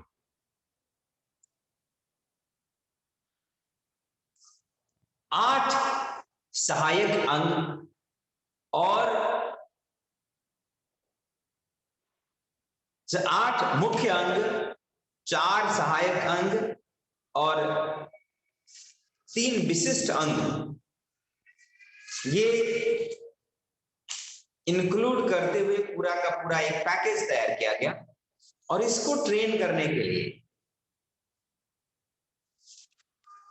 जीवन विज्ञान पद्धति का एक करिकुलम बनाया गया है। That is what is science of living. तो अब आपको ये साइंस ऑफ लिविंग करिकुलम जो आप पढ़ रहे हैं, इसका बैकग्राउंड समझ में आ गया। और इसको आगे कैरी फॉरवर्ड करने के लिए, क्योंकि आचार्य तुलसी का देहावसान हो गया, तो उसके बाद उनके जो उत्तराधिकारी बने आचार्य महाप्रज्ञ, उन्होंने इसको एक एकेडमिक करिकुलम के रूप में डेवलप कराया और जैन विश्व भारती यूनिवर्सिटी का स्थापना करे। और आचार्य तुलसी का जन्म स्थान राजस्थान लाडनू में है, उसी जगह पर आचार्य महाप्रज्ञ ने यूनिवर्सिटी स्थापित करे और वहां इसका प्रॉपर ट्रेनिंग अरेंजमेंट शुरू करे और धीरे धीरे वहां एक विशाल एजुकेशनल इंस्टीट्यूशन का स्थापना हुआ। राजस्थान का जो एरिया है जहां ये यूनिवर्सिटी है, एक तरह से डेजर्ट एरिया है, लेकिन उस जगह पर अभी आप लोग अवश्य एक बार जरूर जाएंगे भी। अभी अगर जाकर के देखेंगे, इतना हरा भरा एरिया, इतना बड़ा एरिया है, एक साथ हजारों लोग वहां रह सकते हैं, रहने, खाने, पीने, सोने ऐसा सारा अरेंजमेंट है। बहुत सारा जो सब्जेक्ट्स है अलग अलग पढ़ाने के हिसाब से एकेडमिक, यूनिवर्सिटी में बहुत सारे डिपार्टमेंट होते हैं, साइंस डिपार्टमेंट और ह्यूमैनिटी का डिपार्टमेंट, इसी तरह से मैथमेटिक्स या जो भी अलग अलग विषय यूनिवर्सिटी में पढ़ाए जाते हैं। इस तरह के बहुत अलग अलग विषय को पढ़ाने के हिसाब से बड़ा एक सेटअप या सिस्टम वहाँ डेवलप हो रखा है यूनिवर्सिटी में, यूनिवर्सिटी कैंपस जिसको हम कहते हैं। तो ये सारा तैयार हुआ और ये गवर्नमेंट का जो एकेडमिक एफिलिएशन प्रोसेस में यूजीसी से, और यूजीसी के अंदर में एक एक्रीडेशन प्रोसेस होता है जिसको नैक एक्रीडेशन बोलते हैं। नैक एक्रीडेशन में A+ रैंकिंग इसको मिला, इसी तरह से। और ये एजुकेशन मिनिस्ट्री, कुछ समय पहले तक HRD मिनिस्ट्री हुआ करता था, ह्यूमन रिसोर्स डेवलपमेंट। फिर आजकल सरकार ने कहा कि इंसान को हम रिसोर्स के रूप में नहीं करेंगे, इंसान को हम एक तरह से इंसान के रूप में होलिस्टिक ढंग से देखें। हम इनको यूज करने के लिए पढ़ा नहीं रहे, इंसान को इंसान बनाने के लिए पढ़ानी जरूरी है। तो इस सेंस में फिर अभी ह्यूमन रिसोर्स बोल एड्रेस करने के बजाय इसको एजुकेशन डिपार्टमेंट कहना शुरू कर दिया गया। तो अब आजकल इसका नाम है एजुकेशन डिपार्टमेंट, एजुकेशन मिनिस्ट्री। तो एजुकेशन मिनिस्ट्री का जो एक्रेडिटेशन है उसमें भी A+ ग्रेडिंग मिला। इस तरीके से ये पूरे के पूरे जो पैरामीटर्स है सारा मीट करते हुए एक यूनिवर्सिटी का स्थापना हुआ, जहां से फॉर्चुनेटली 2005 में मैंने भी मास्टर किया था योग में। तो 2005 में मैंने कोर्स किया था, 15 में जाकर के हमने इस यूनिवर्सिटी के कोर्सेज चलाने के लिए हमें परमिशन मिला है 10 साल के बाद। फिर भी हम ऐसे फील्ड में जुड़े हुए हैं। ये तो बैकग्राउंड हुआ। अब इन परिप्रेक्ष्य में जो हम लोग स्टडी करने वाले हैं इसको हम आगे बढ़ाएंगे, क्योंकि ये प्रैक्टिकल क्लास है तो इसमें प्रैक्टिकल चीजों को हमें देखना है। लेकिन इसका मतलब ये नहीं कि इसके बैकग्राउंड को समझे बगैर ऐसे ही हम डायरेक्ट आसन कर लें, ऐसा नहीं हो सकता। उससे फिर आपका प्रॉपर अंडरस्टैंडिंग नहीं होगा तो चीजों को आप आगे नहीं बढ़ा पाएंगे। इसीलिए इसके पूरे कंसेप्ट को हमें अच्छी तरह से समझना होगा।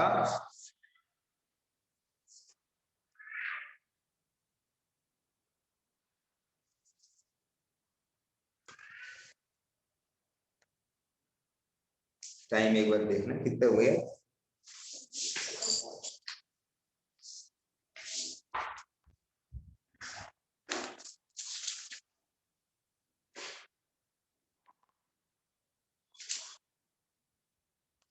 अच्छा,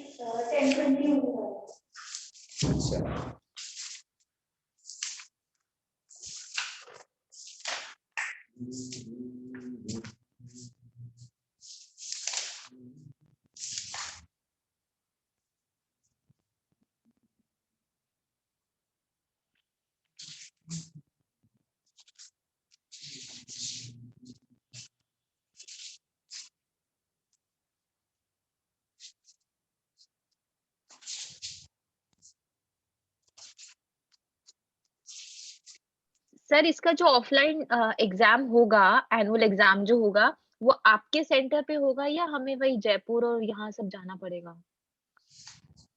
फाइनल एग्जाम कह रहे हैं या प्रैक्टिकल?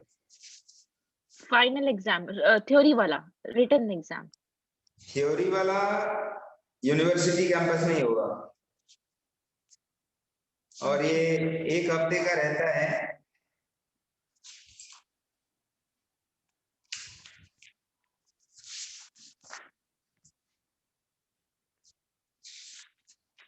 और ये वहीं होगा। ये इसका जो करिकुलम का एक सार है, मैं आपको बता रहा था। इसमें ध्यान की अवस्था तक ले जाने के लिए जो बैकग्राउंड स्टडी होंगे,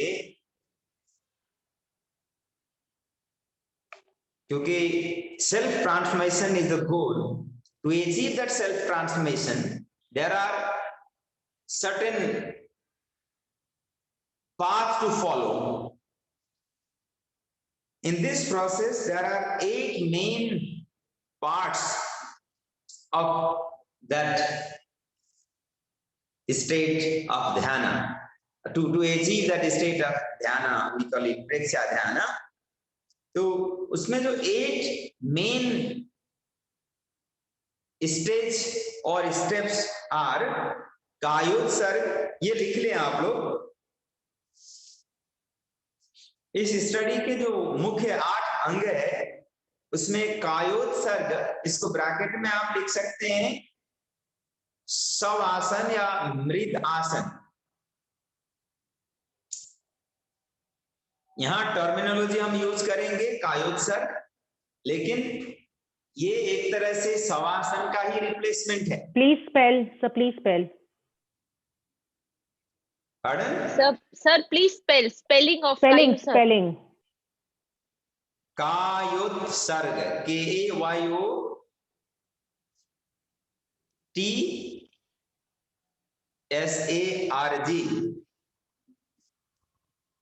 कायोत्सर्ग. ओके. कायोत्सर्ग, इसका जो समझ के लिए आप लिख सकते हैं शवासन या मृत आसन, लेकिन टर्मिनोलॉजी कायोत्सर्ग ही यूज करेंगे एकेडमिक हिसाब से इसमें. ठीक है, इसका रिप्लेसमेंट के रूप में आप समझने के लिए इसको शवासन या मृत आसन के रूप में समझ सकते हैं. और दूसरा अंतर यात्रा, इंटरनल ट्रिप, श्वास प्रेक्षा, ब्रेथ परसेप्शन, शरीर Preksha, body perception, perception of body, चैतन्य केंद्र, एनर्जी सेंटर परसेप्शन, चैतन्य केंद्र प्रेक्षा, एनर्जी सेंटर परसेप्शन, लेस्या ध्यान, लेस्या मेडिटेशन इंग्लिश में, अनुप्रेक्षा,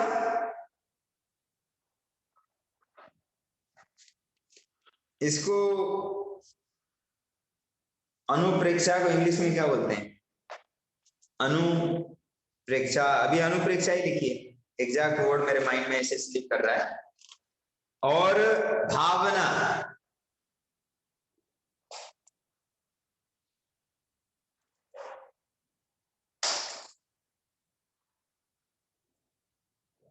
अनुप्रेक्षा को मेरे ख्याल से कंटेम्पलेशन कहेंगे.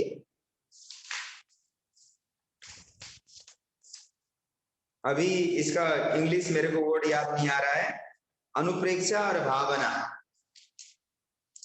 तो ये 8 अंग है और इसके 4 सहायक अंग है, आसन, प्राणायाम, मुद्रा और ध्वनि. ध्वनि मीन्स साउंड. इसको ध्वनि का जो साउंड से साधना होता है वो मंत्र है. उसी में ब्रैकेट में मंत्र लिख सकते हैं, क्योंकि हम ध्वनि साधना के रूप में मंत्र साधना करेंगे. और 3 विशिष्ट अंग है, वर्तमान क्षण की प्रेक्षा, विचार प्रेक्षा और अनिमेष प्रेक्षा.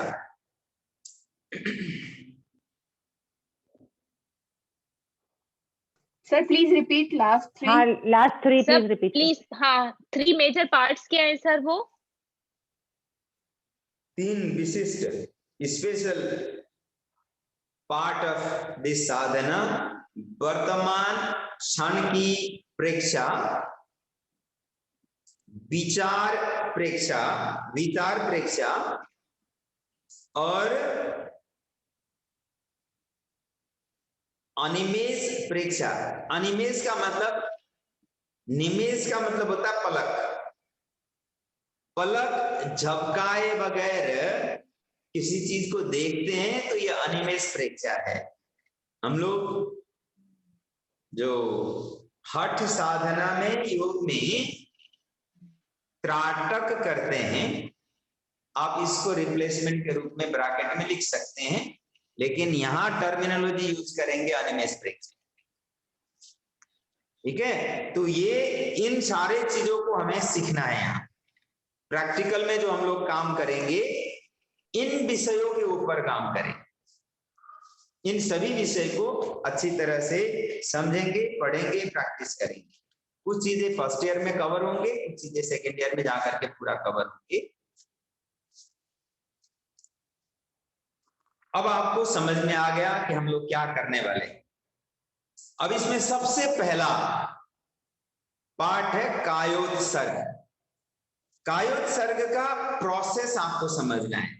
कायोत्सर्ग और प्रेक्षाध्यान आपको पूरी तरह से समझ लेना है, और इसका जो टेक्निक है वर्ड बाय वर्ड आपको लर्न करना है, याद करना है। कायोत्सर्ग एंड प्रेक्षाध्यान, एक भी चीज मिस ना हो जो आपके स्टडी मटेरियल में दिया हुआ है, एक भी पॉइंट मिस ना हो, इसको सुनिश्चित करनी। इसीलिए इसको वर्ड बाय वर्ड याद करनी। आप जब पूरे के पूरे कितने कायोत्सर्ग 2 पेज में दे रखा है मेरे ख्याल से, और ध्यान लगभग 4 पेज में दे रखा है, तो आपको 6 पेज पूरा वर्ड बाय वर्ड याद करनी है। इतनी मेंटली आपको प्रिपेयर होना है वर्ड बाय वर्ड याद करने के। तब फिर इसमें से कुछ मंत्र दिए गए हैं।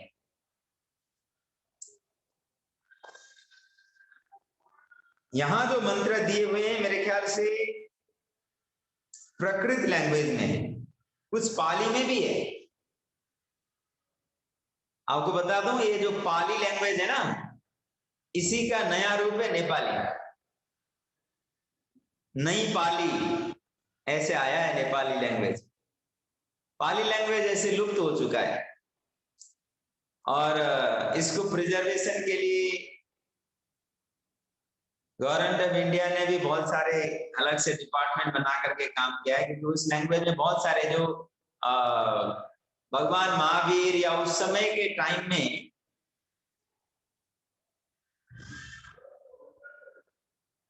जो लिटरेचर हुआ करते थे,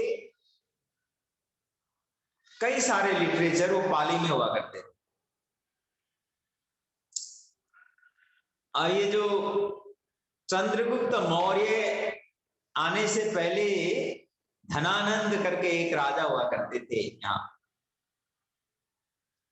और कहते हैं उनका जो राज का जो पीरियड था बहुत ज्यादा अनार्की भरा, और बहुत ज्यादा जो इंटेलेक्चुअल या एकेडमिक लोगों के लिए बहुत ज्यादा मुश्किल भरा समय था कहते हैं। तो उस समय बहुत सारे विद्वानों को मुसीबत झेलनी पड़ी, और वो सारे भाग करके आज का जो नेपाल का एरिया है वहां शरण लेने, क्योंकि वो हिमालयन डिफिकल्ट टराइन था, तो उस साइड पहुंच गए। तो इस तरीके से वहां ये जो पाली का लैंग्वेज का जो है ना, वहां जाकर के ये सेटल हुआ, और वहां इसको थोड़ा बहुत वहां के जो लोकल जो ट्राइब लैंग्वेज वगैरह होते हैं उसके साथ मिक्स मैक्स होकर के नई पाली हो गया। तो ऐसे नेपाली लैंग्वेज आया है। खैर, तो ये कुछ मंत्र इसमें पाली के भी हैं, कुछ प्राकृत के भी हैं। तो ये मंत्र याद करना है हमें। इसमें कायोत्सर्ग का एक मंत्र है, और ये मंत्र में प्रेक्षाध्यान और कायोत्सर्ग के सारे मंत्र आज आपको याद करा करके आज के सेशन को कंप्लीट कराने वाला हूं।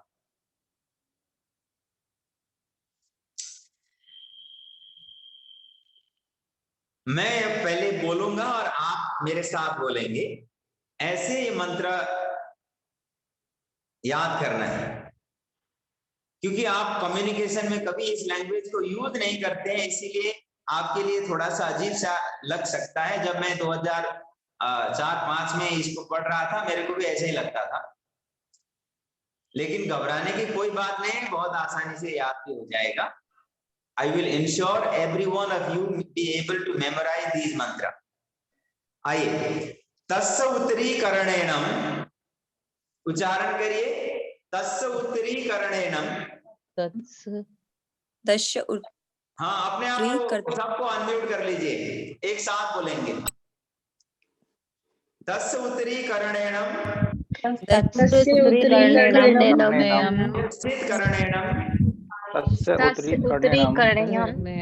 पायस्सितकरणेनम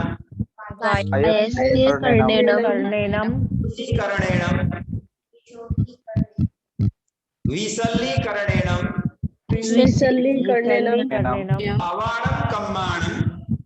अवाणम कम्माणि निखाये रठाये हानि गाओ सद्गम। इसका जो लिटरल मीनिंग होता है, मैं शारीरिक, मानसिक और भावनात्मक तनावों से मुक्त होने के लिए कायोत्सर्ग का संकल्प करता हूं या करती हूं। इसको हमें, इस मंत्र को अभी याद करना।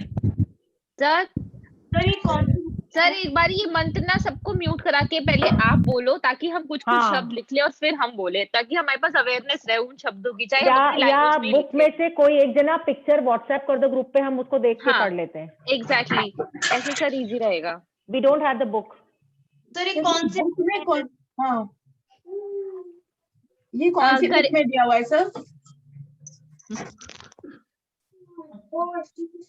एक सेकेंड, मैं इसका फोटो खींच करके भेज देता हूँ। हाँ sir, please please please book भी बता दीजिए प्लीज। सर बुक कौन सी है? प्रैक्टिकल बुक है इसका, वो हमें लानी है सर से, अभी सर के पास है हमारी बुक्स। जो अभी तक यहाँ दर्शन नहीं करे हैं आकर के ले जाइए, अदरवाइज ये जैसे अभी नवीन ने तो डाउनलोड करके प्रिंट करके रखा हुआ है, ऐसे ही आप अपने वेबसाइट से डाउनलोड कर सकते हैं। मैंने लिंक भी शेयर किया हुआ है। सर एक बार ये बुक का भी लिंक शेयर कर दो प्लीज। अभी क्लास के बाद कर दूंगा, अभी नहीं।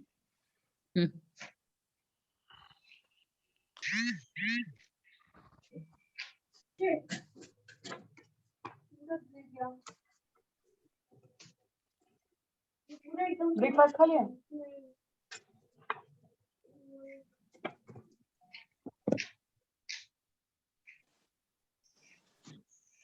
चैट के अंदर इमेज शेयर करने का ऑप्शन नहीं होता क्या? नहीं, इसको कॉपी करके भेज रहा हूँ, रुकिए। सर स्क्रीनशॉट लेके भेज दो। स्क्रीनशॉट ले नहीं रहा है ना वो, मैं टेक्स्ट भेज रहा हूँ आपको।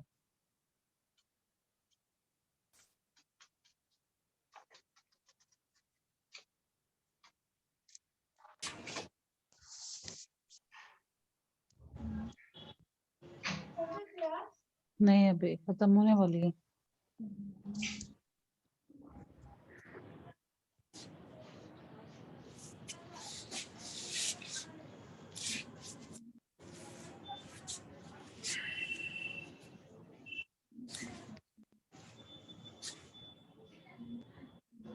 तस्य उत्तरीकरणेनम पायश्चित्करणेनम दिशोहीकरणेनम विसल्लीकरणेनम पावाणम कम्माणम निघ्घाये नट्ठाये।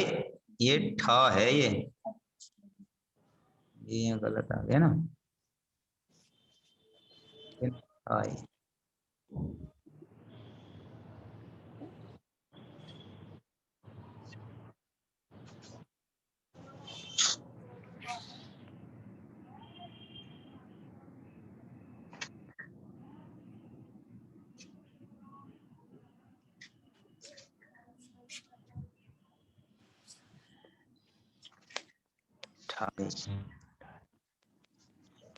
ठाए ठामी खाओ सकते घर नठाए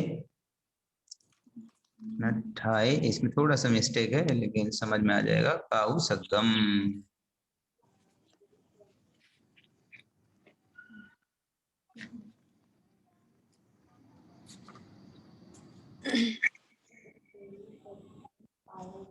हाँ मैंने भेज दिया है। अब आप लोगों के पास, जिसके पास नहीं है उनके लिए।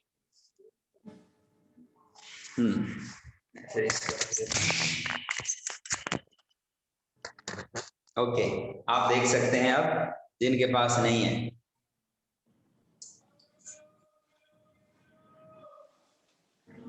तस्य उत्तरीकरणेन पायश्चित्करणेन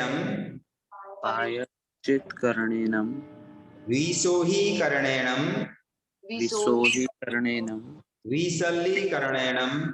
विसल्लीकरणेन पावाणं कम्माणं निघ्घाये नठाये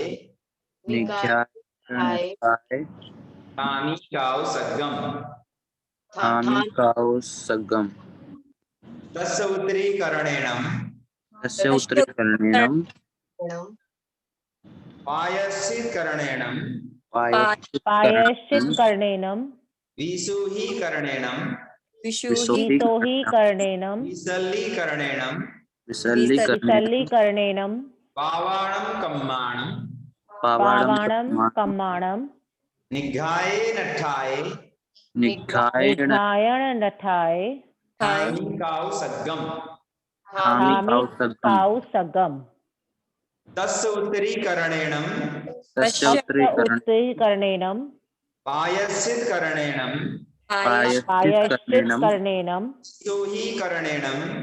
विसोहीकरणेन विसल्लीकरणेन पावाणं कम्माणं निघ्घाये नठाये कामिकाव सग्गम तस्य उत्तरीकरणेन पायश्चित्करणेन पावाणं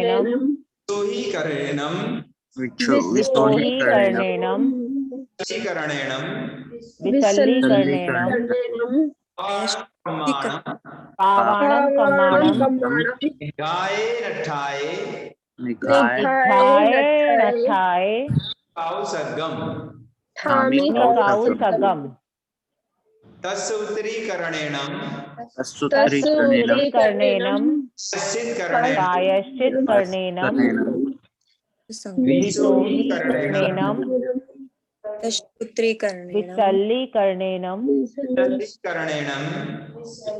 विसल्लीकरणेन पावाणं कम्माणं निघ्घाये नठाये सग्गम तस्य उत्तरीकरणेन पायश्चित्करणेन विसोहीकरणेन विसल्लीकरणेन पावाणं कम्माणं निघ्घाये नठाये सग्गम।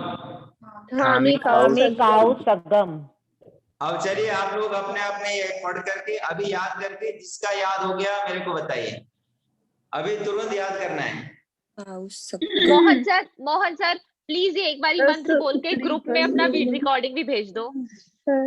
मैं नहीं जाता। अच्छा वो व्हाट्सएप ग्रुप में शायद चला जाए, इसलिए नहीं जाएगा। हाँ नहीं सर, व्हाट्सएप ग्रुप में भेज देना प्लीज सर।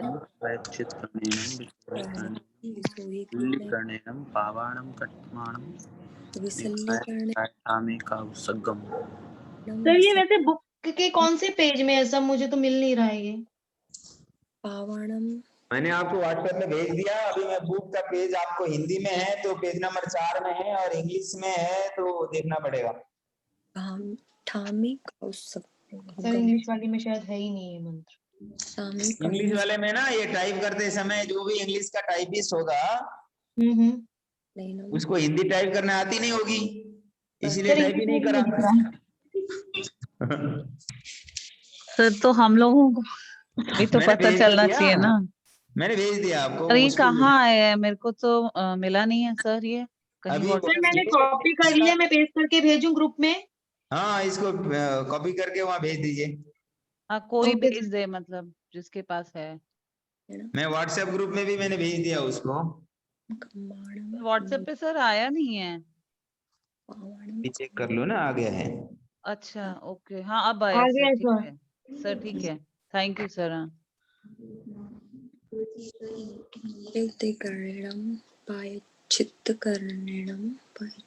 अब ये मंत्र सारे लोग याद करेंगे, उसके बाद मैं ये सबसे एक एक करके सुनूंगा, उसके बाद फिर नेक्स्ट प्रैक्टिस कराऊंगा। ये 2-3 मंत्र कंपलसरी है, इसमें 1% भी कॉम्प्रोमाइज नहीं है, इसलिए किसी भी हालत में करनी है, बार बार इसको उच्चारण करिए।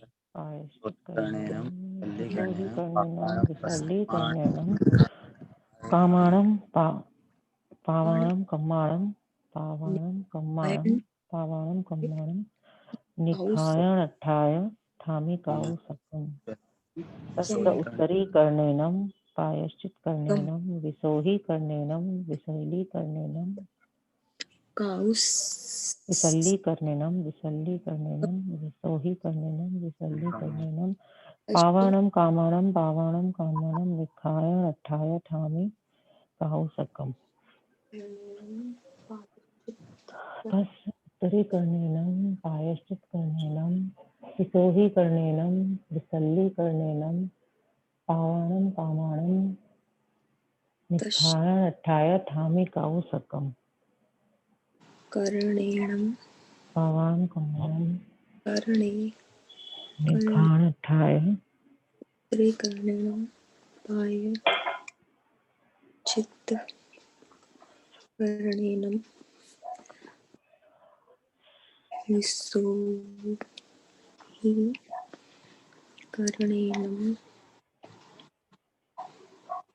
विसलीकरणेनं निखाय ठाय पावाणं कम्माणं ठामी काउसकम।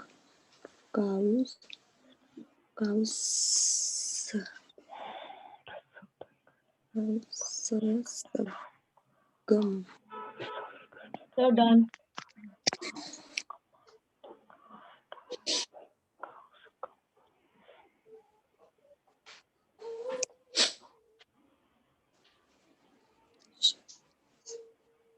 सर ये लास्ट वाला वर्ड एक बार फिर से प्रोनाउंस करके बताएंगे, इसको कैसे करेंगे? निघायम थाय है ये क्या यही प्रोनाउंस करेंगे ना? निघायम थाय उत्तरीकरणेनं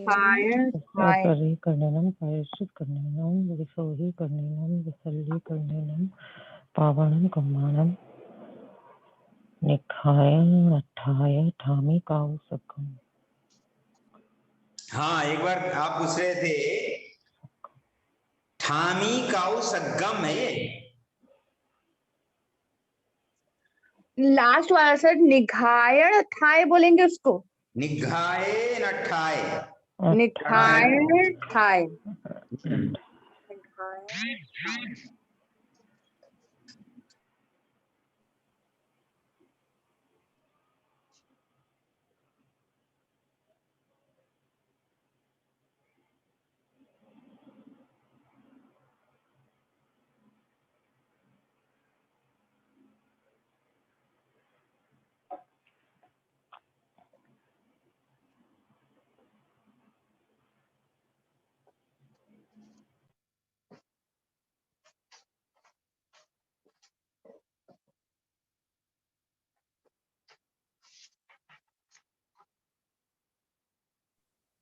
मानसी जी याद हो गया आपको? सुना लीजिए।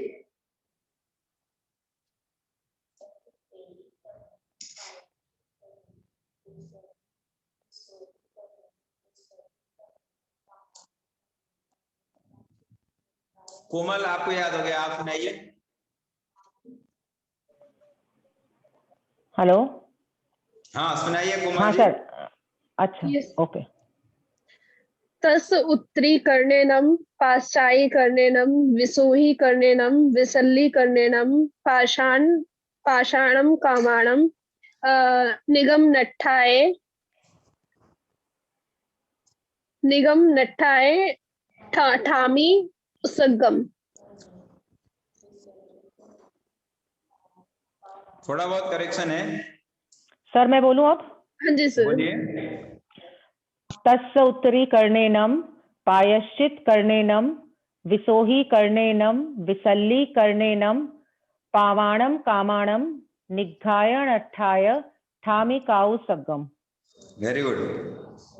बस इसमें थोड़ा बहुत भी करेक्शन है अभी भी, लेकिन बहुत ही कम है। एक दो वर्ड का है, एक बार देखते हुए 2-4 बार और पढ़ेंगे, हो जाएगा। और प्रिंस का भी हो गया, प्रिंस ने भी हो गया लिखा हुआ है। प्रिंस आप सुनाओ। सर एक बार मैं भी बोलूं? जी सर।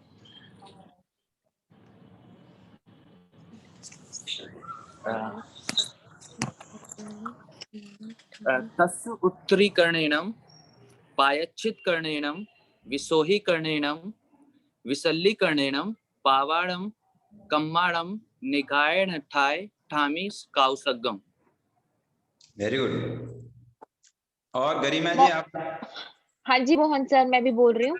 तस उत्तरी कर्णेनम पायश्चित कर्णेनम विसोही कर्णेनम विसल्ली कर्णेनम पावण कम्माणम निघाय कठाय ठामी काउ संगम।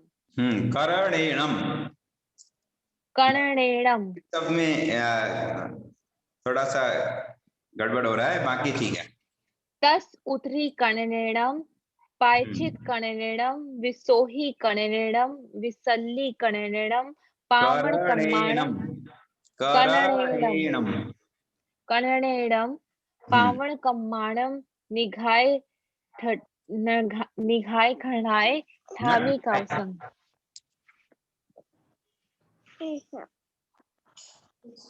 Okay sir. ठीक है, 2-4 बार और पढ़िए, हो जाएगा। और किसी का याद हो गया? Yes sir. सुनाइए प्लीज।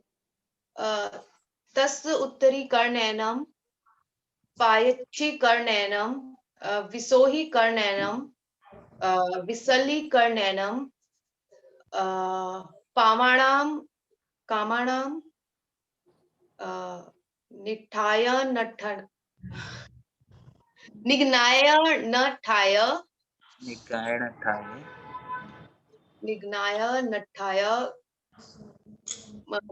ठन ठम काउस। ये मेमोरी के लिए ट्रेनिंग हो रही है। ठीक है। Yes sir. सर प्रोनाउंसिएशन थोड़ा डिफिकल्ट है ना सर? एक बार मैं बोलता हूं। तत् उत्तरी कर्णेनम पायश्चित कर्णेनम विसोही कर्णेनम विसल्ली कर्णेनम पावाणम कम्माणम निघाय नठाय ठामी काउ सगम। और गरिमा जायसवाल जी ने भी हो गया लिखे हुए हैं। गरिमा जी आप सुनाइए। तस्य उत्तरी कर्णेनम पायच्चित कर्णेनम विसोही कर्णेनम विसल्ली कर्णेनम पावाणम कम्माणम निघाय ठाय ठामी काउ सत्संगम। और किसका हो गया? Sir can I try? Yes. तस्य उत्तरी कर्णेनम पायच्चित कर्णेनम विसोही कर्णेनम विसल्ली कर्णेनम पावाणम कम्माणम निघाय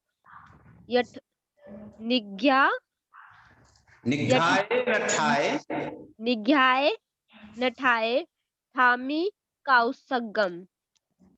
वेरी गुड एफर्ट। और आगे किसका हो गया?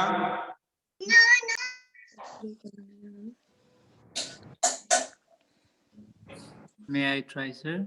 Yes, please. तस्य उत्तरी कर्णेनम पायश्चित कर्णेनम विसोही कर्णेनम विसल्ली कर्णेनम पावाणम कम्माणम निघाय नठाय ठामी काउसगम। Good. Anyone else? I can try, sir. Yes. तस्य उत्तरीकरणेन प्रायश्चित्तकरणेन विसोहीकरणेन विसलीकरणेन पावनं कम्माणं निघाय निष्ठाय ठामी कौसगम. Very good. Anyone else? Sir, can I try? Yes. तस्य उत्तरीकरणेन प्रायश्चित्तकरणेन विसोहीकरणेन विसलीकरणेन पावनं कम्माणं कावाणं कम्माणं. Yes, sir. निघाय नठाय ठामी कौसगम. Very good. Manish ji.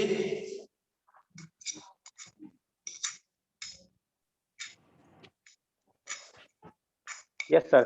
तस्य उत्तरी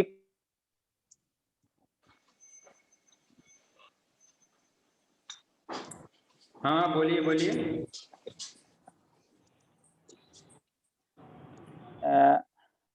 निघाय नठाय ठामी कौसगम. आपका बीच में आवाज सुनने पे आ रहे थे, एक बार फिर करिए.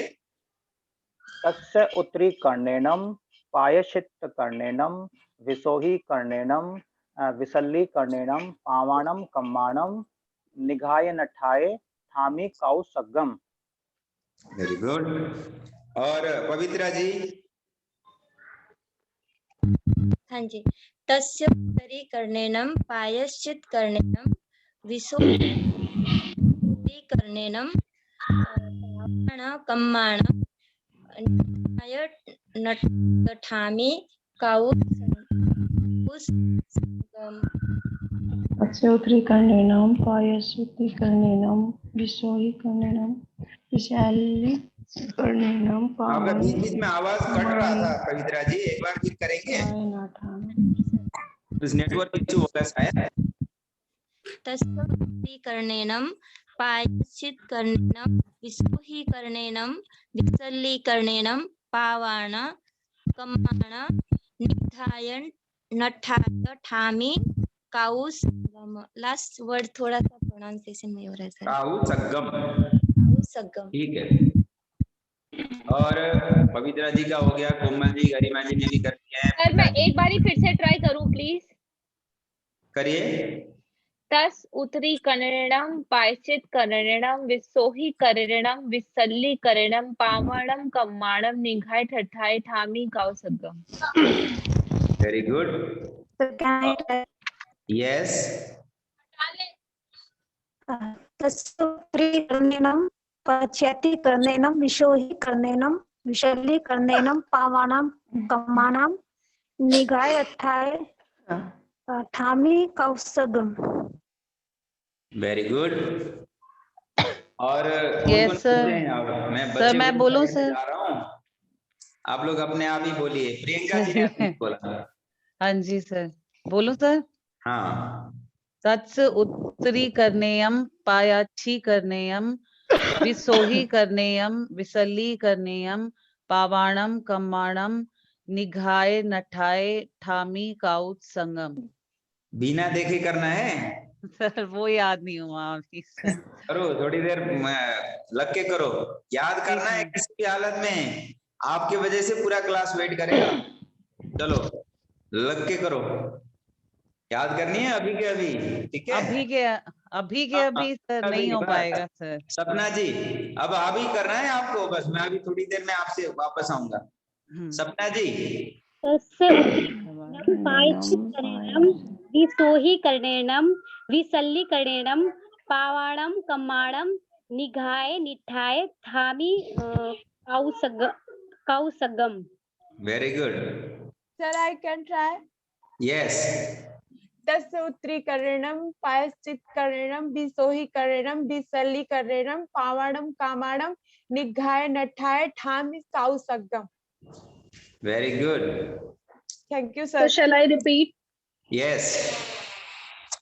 तस् उत्तरीकरणेन पाश्चात्करणेन प्रायश्चित्तकरणेन विसोहीकरणेन विसलीकरणेन पावनं कम्माणं निघाय नठाय ठामी कौसगम.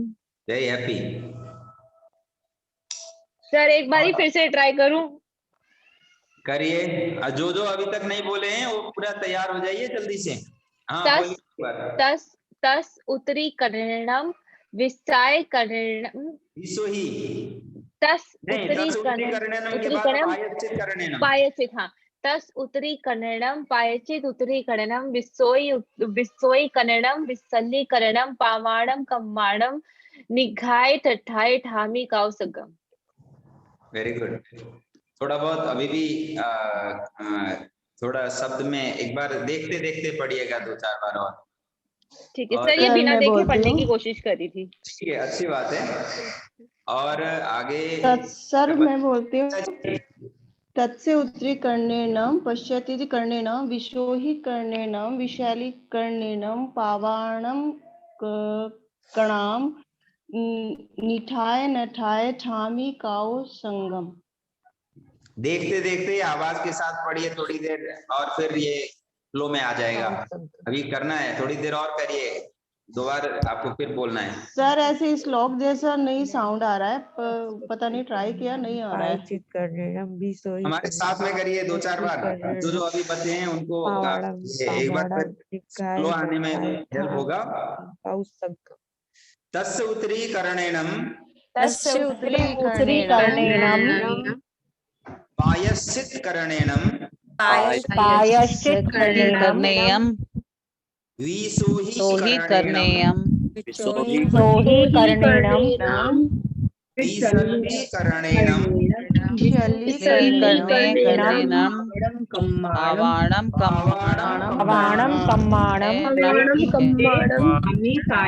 निकाय नठाय ठामी काउ निघाए नठाए ठामी काऊ सगम। चलिए अब टाइम होने वाला है, इसको आप लोग खुद ही याद करेंगे। नेक्स्ट उसमें सबसे पूछूंगा स्टार्टिंग में, फिर उसके बाद डायरेक्ट आगे बढ़ेंगे। सर ये लिखना भी होगा मंत्र अच्छे से, मतलब शब्द सर ये लास्ट वर्ड समझ नहीं आ रहा, लास्ट वर्ड सर ये लास्ट हिंदी वाली वर्ड का बुक आप एक का बार भी PDF हम लोग को भेज दीजिएगा, जो मंत्र नहीं होंगे। कि उसमें सर हाँ मैंने म्यूट कर दिया है, और ये जो मैं आपको मैंने सुन लिया है, और ये मैं PDF आप लोगों को ग्रुप में शेयर कर दूंगा। आगे बढ़ते हैं, अभी दूसरा क्लास का टाइम होने वाला है, इसीलिए अभी इसको फटाफट मैं ये मंत्र पूरा कर दूं। इसका जो समापन के समय में एक शरण सूत्र का उच्चारण किया जाता है जी। हरहन्ते शरणं पवचामि सिद्धे शरणं पवचामि साहु शरणं पवचामि केवली प्रणतं धम्मं शरणं पवचामि। ये मंत्र है शरण सूत्र। हम कायोत्सर्ग को संपन्न करते समय या इवन प्रेक्षा ध्यान को भी संपन्न करते समय उच्चारण करते हैं। ये बहुत आसान है, और मुझे पूरी तरह से भरोसा है कि आप बहुत जल्दी इसको सीख लेंगे। आइए उच्चारण करते हैं। अरहन्ते शरणं पवचामि। बोलिए अरहन्ते शरणं पवचामि सर्वं पंजामि ते शरणं पवचामि अर्हन्ति सर्वं पवचामि साहु शरणं पवचामि साहु शरणं पवचामि केवली प्रणतं धम्मं शरणं पवचामि केवली प्रणतं धम्मं शरणं पवचामि अर्हन्ते शरणं पवचामि अर्हन्ते शरणं पवचामि पवचामि सिद्धे शरणं पवजामि सिद्धे शरणं पवजामि साहु शरणं पवजामि साहु शरणं पवजामि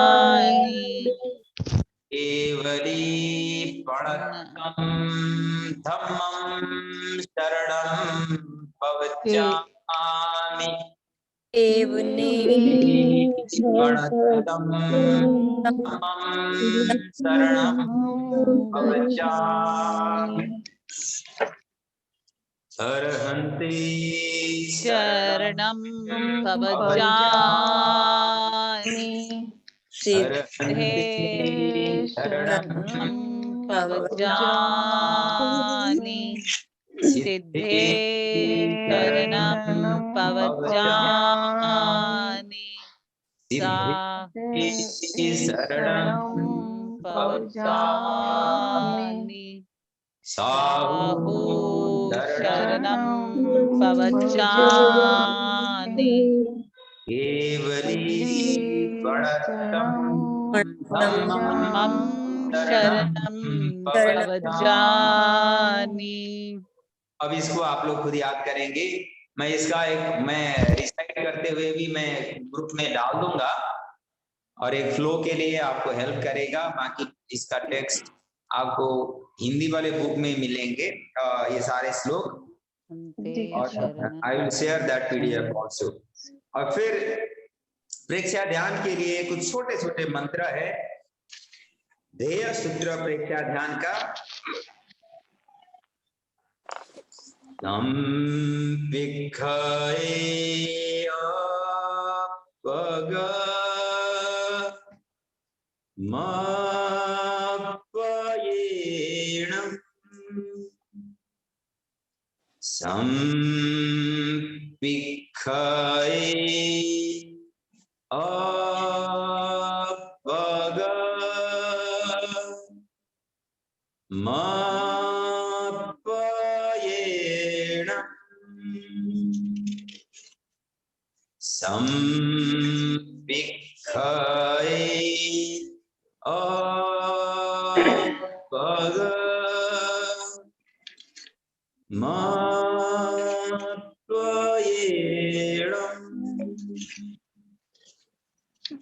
अभी उच्चारण करें।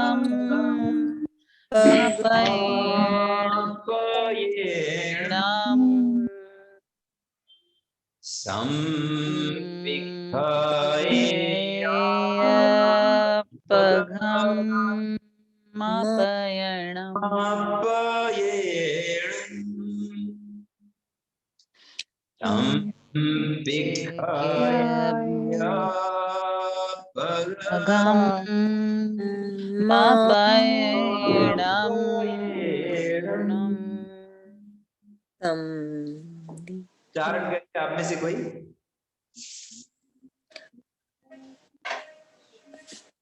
अभी टाइम लग रहा है शायद। हाँ, कोई बात नहीं। इसका मतलब होता है आत्मा के द्वारा आत्मा को देखने, अपने आप को जानने के लिए प्रेक्षा ध्यान का अभ्यास करें।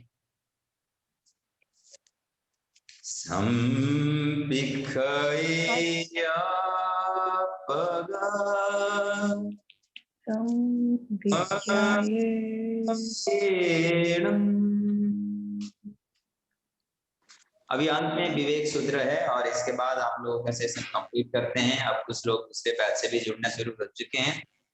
और विवेक सूत्र में अपना सच में से जा मेतिम हुए सुकब्बे अपना सच में से जा मेतिम हुए सुकब्बे अपना सच में से जा मेतिम हुए सुकब्बे। इट मीन्स स्वयं सत्य खोजें और सबके साथ मैत्री करें। अपना सच में से जा मेतिम हुए सुकब्बे।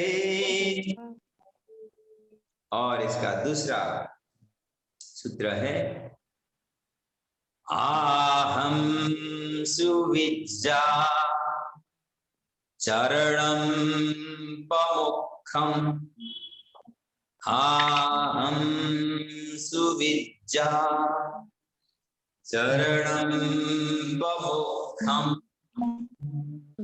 आहम सुविज्जा चरणम पमुखम आहम सुविज्जा चरणम पमुखम आहम सुविज्जा चरणम पमुखम आहम सुविज्जा चरणम पमुखम। इट मीन्स दुख मुक्ति के लिए विद्या और आचार का अनुशीलन करें। ये प्रेक्षा ध्यान के 3 टिपिकल छोटे छोटे 1 लाइन सूत्र है और कायोत्सर्ग के 2 सूत्र या मंत्र है। इन 5 मंत्र को नेक्स्ट क्लास में सबसे पहले सुनेंगे, उसके बाद आगे बढ़ेंगे।